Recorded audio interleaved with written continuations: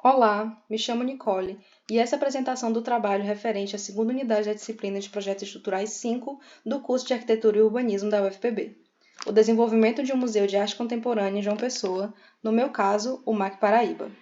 Situado no centro histórico da capital João Pessoa, o terreno que abrigará o museu apresenta uma topografia extremamente complexa, com variações de níveis durante todo seu perímetro, e tal característica tornou possível o desenvolvimento de um conjunto arquitetônico que convida seus visitantes a percorrerem caminhos repletos de arte, mas que respeitam a soberania da paisagem natural e tornam possível a realização de diversas atividades. Basicamente, o MAC Paraíba é um projeto que une o contemporâneo e o tradicional dentro de uma paisagem envolvida por edifícios históricos, casas populares e belíssimas vistas da vegetação pessoense.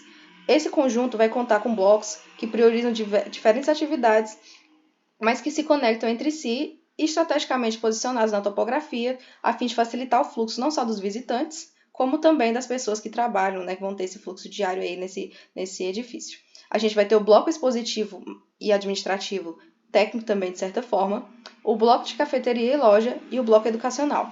Aqui ao lado a gente vai ter a planta de coberta que nos mostra os nossos acessos principais, o acesso restrito, o acesso principal direto para as exposições e outro acesso aberto para os visitantes, mas que está aqui mais próximo ao conjunto, ao bloco educacional.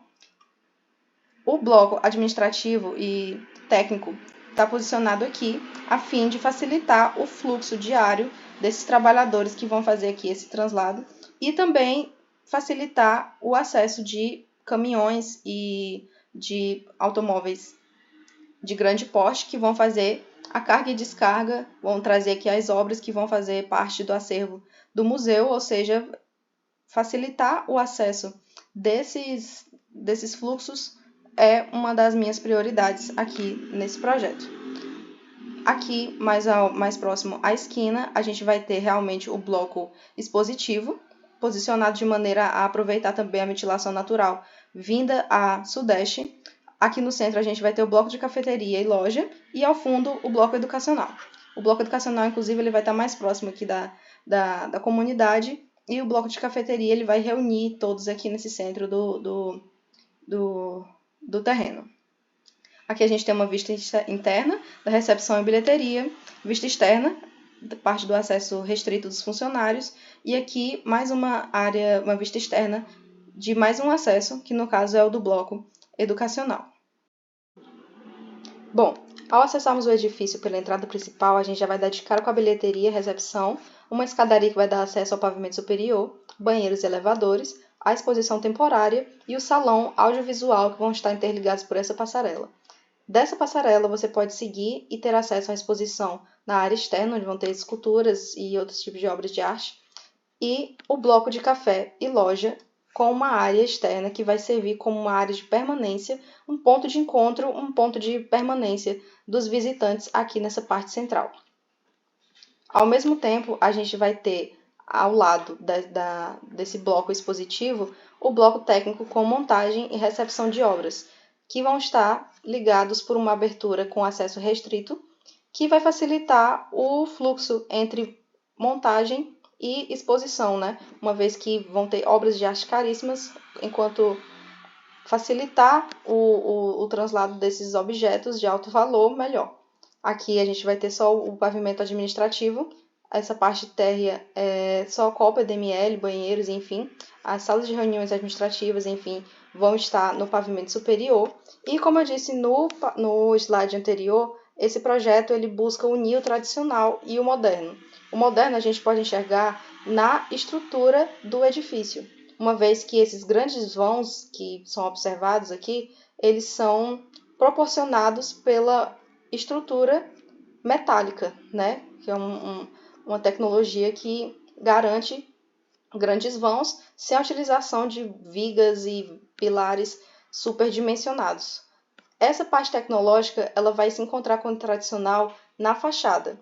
Na fachada a gente vai utilizar o material cerâmico com a fachada ventilada, que é basicamente uma estratégia que apresenta um afastamento entre o revestimento externo e a base do suporte do edifício, que cria uma câmara de ar na qual ocorre a ventilação pelo efeito chaminé.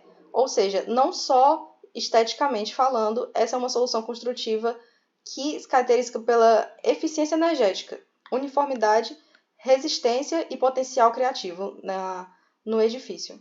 Ou seja, o tradicional apenas, né, da cerâmica, uma vez que essa técnica construtiva também é uma técnica moderna, e a estruturação dos ambientes pela estrutura metálica.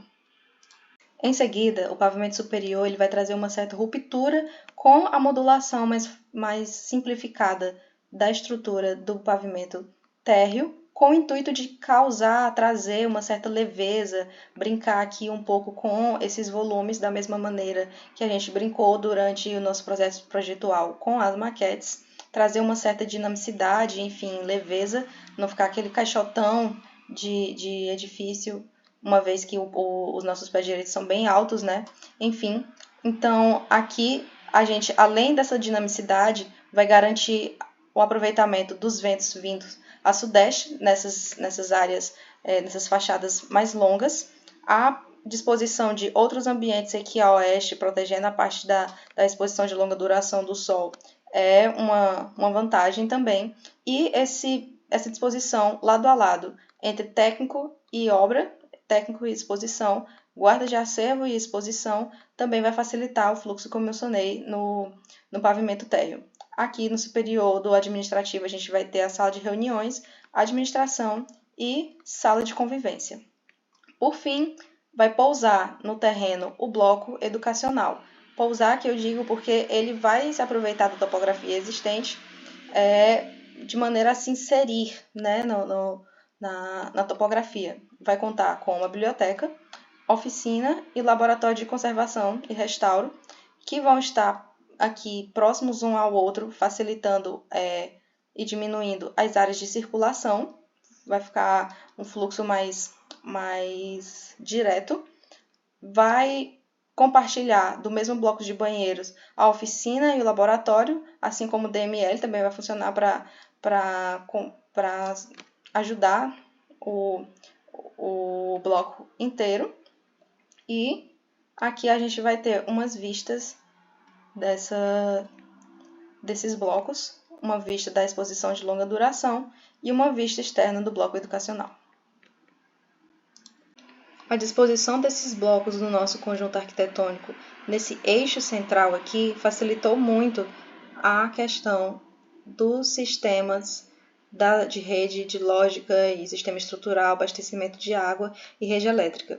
Aqui nessas vistas isométricas a gente está separada por bloco da cafeteria, o bloco educacional, o sistema estrutural ilustrado, mais uma vez, que eu já mencionei anteriormente, ele foi pré-dimensionado utilizando o livro de Opanam.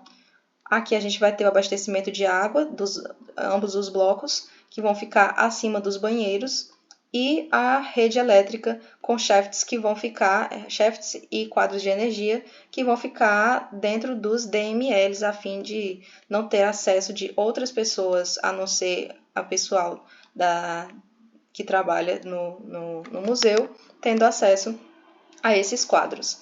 Depois a gente vai ter aqui dois blocos, o bloco do térreo do núcleo do museu e o do pavimento superior, também com com sistema estrutural, o abastecimento de água e de rede elétrica. Abastecimento de água, dessa vez a gente não vai ter só a caixa d'água, como também vamos ter um reservatório subterrâneo, que vão ficar aqui nesse bloco de banheiros, e a rede elétrica também posicionadas em DMLs, a fim de restringir o acesso das pessoas a esses quadros. Como a gente pode ver, não tem o sistema não percorre grandes dificuldades, não encontra muitas voltinhas, enfim, acho que vocês estão conseguindo entender no sentido de o sistema ser simplificado o seu caminho, tanto o abastecimento como a distribuição aqui no nosso conjunto.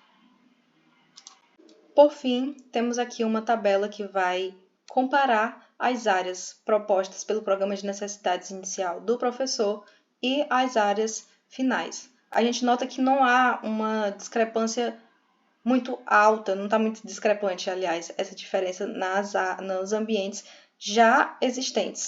Porém, houve o acréscimo de banheiros e DML, visto que eu priorizei o fluxo facilitado dos funcionários, ou seja, quanto mais DML nos ambientes, mais fácil será o acesso à manutenção, esse translado, à manutenção, à limpeza e enfim.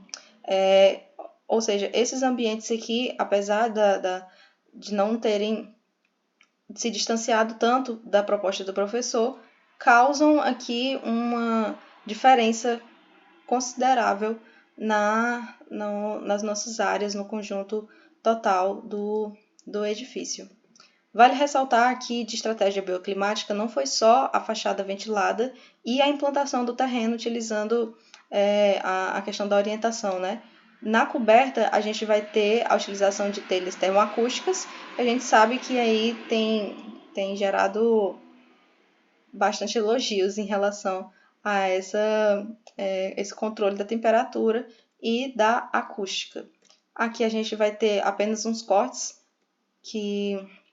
para ilustrar como esses blocos pousam na topografia, utilizando aqui os diferentes níveis. Lógico que a gente vai ter cortes e aterros, mas eu tentei priorizar a topografia existente a fim de respeitar o meio ambiente local. E é isso.